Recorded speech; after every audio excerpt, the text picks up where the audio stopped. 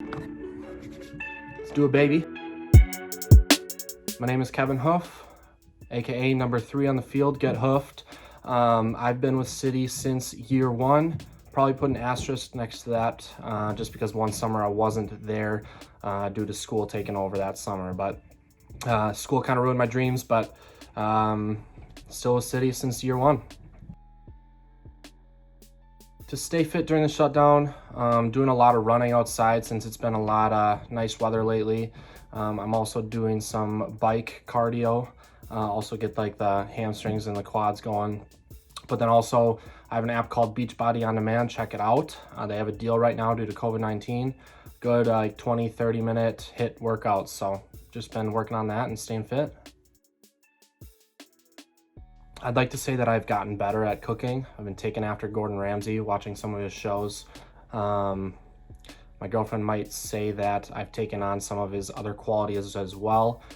When we turn, or when we're cooking together, turns into Hell's Kitchen, but don't have much to say there, just Gordon Ramsay taking over my life, I guess.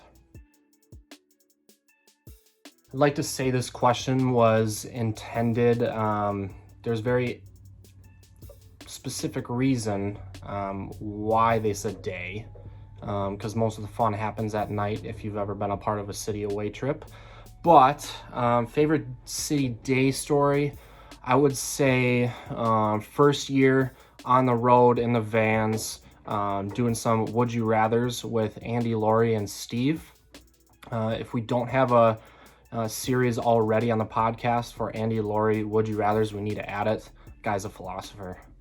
But I'd say that. Otherwise, the nighttime's the when you want to be on the City team, I'd say.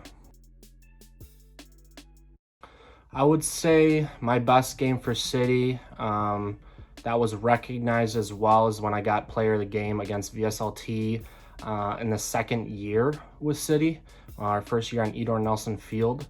It was my first start with Minneapolis City. Went out there, tried to just prove a point that I was that outside back they were looking for.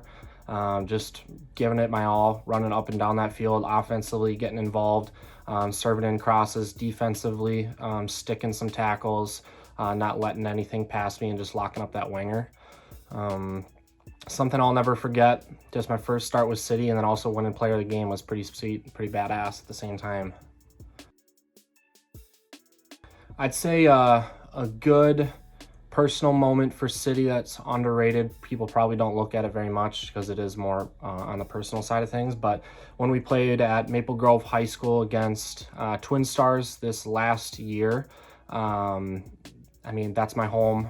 Maple Grove is where I grew up. Been undefeated on that field since 2015. And so I scored a game winner, maybe last 10 minutes of the game, I think it was. Can't remember exactly, but scored a header, put us up, get us the W, keep my undefeated streak on that field win-wise. So that was pretty sweet, pretty fun.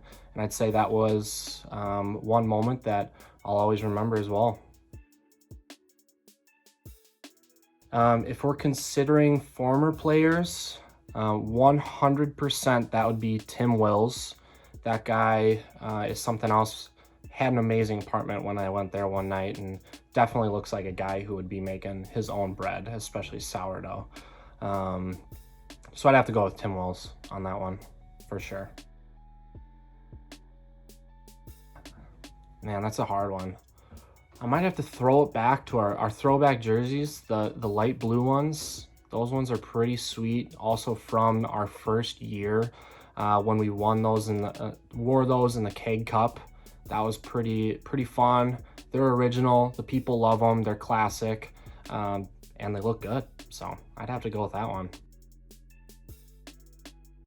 I want to say Elder on this one, but I can't because that guy gets the most pissed off if somebody ruins the streak, and he requires us to keep going and keep it up, or he'll kick you out of the circle. I would want to pick on the goalie, but he does pretty good. So going from there, it's a tough one. I feel like I might catch some votes on that one, unfortunately, but maybe Troy, pick on the other goalie.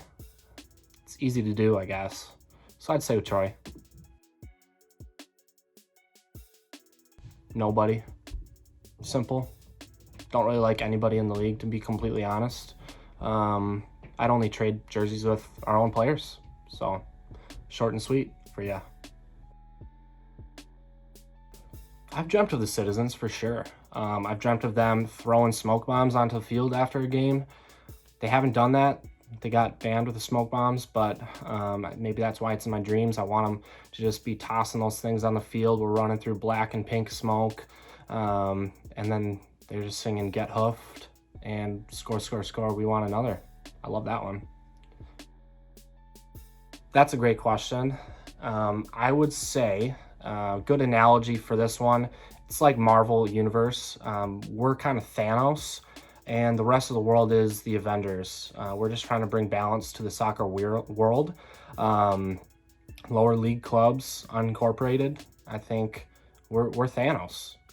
We're collecting those stones. We're trying to do what we can to win games, win championships, and everybody's kind of assembling to keep us out of there. So I'd say we're kind of an anti-hero in that sense, and we just want to bring balance to the universe.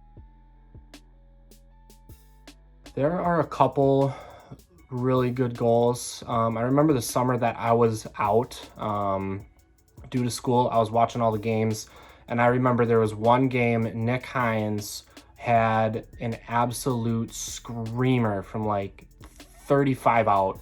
And I remember when I saw him winding up to take the shot, I was like, no, what are you doing?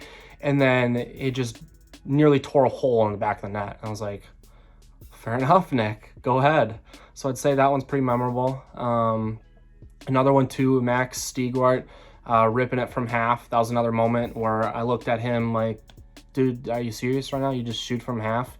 And then the thing dropped in the back of the net, made the goalie look stupid, made me look stupid for questioning the guy. So that one was pretty sweet as well. I would say it would probably be Matt Elder. Guy's thick guy, physical guy. He's a goalie, so he's a little crazy. He'd probably just run everybody over. If you've ever seen the guy run, he's just a truck with not very good brakes. So I would have to go with Matt Elder, honestly. The other goalie, Troy, I don't know if there's a bubble soccer that would fit his height. So I'd have to rule him out. Otherwise, he'd be a good one too. I have not played FIFA recently. I got the last FIFA 20. Don't play it too much anymore, mainly up at school. When I was in college, me and my roommates would play that. It's kind of how we would settle arguments and debates. I was a champion, got the master bedroom thanks to that. Probably lose, honestly. That guy's been absolutely tearing up the E-League. But my only shot to defeating him, I would say, is using Classic 11 and doing all my tactics to sit in and just counterattack on that guy. He likes to play very offensive-minded from what I've noticed, but he usually has numbers back, so I don't know. JONAH's pretty sweet on the sticks, so I'm not sure I could take him on, honestly. It's gonna be orgasmic. I don't know if you guys can put that in there, but it's gonna be orgasmic. You could say, close your eyes, picture the greatest meal you've ever had in your entire life, whether it's a 5-star restaurant, maybe you made it yourself, something where you ate it and you couldn't believe the food. Maybe it was a steak just melting in your mouth and you just had the moment of pure happiness because food makes everybody happy.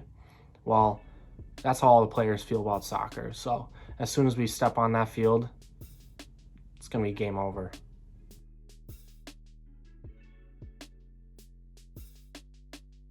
I'll restart that. I gotta put a break, don't I? Get hoofed.